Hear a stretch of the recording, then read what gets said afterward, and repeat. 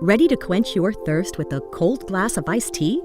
Watch how easy it can be to make your favorite iced teas at home with Takeya's Iced Tea Maker using our exclusive Flash Chill method. Start by adding your favorite Takeya whole leaf tea to the infuser. To make 2 quarts of iced tea, we will use 2 pre-portioned packets of our tropical fruit tea.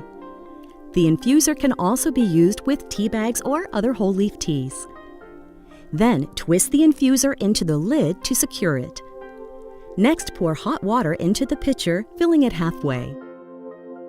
Once you've added the hot water, loosely place the lid with the infuser into the tea maker and let it steep for 5 minutes.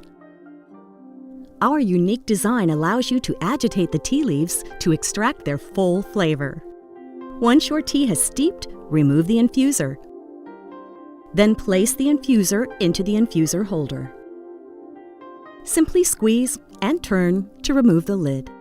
Now top off the pitcher with ice and then seal the lid, making sure it's airtight. Sold separately, our optional thermal jacket zips on to keep your tea cold longer and absorb condensation.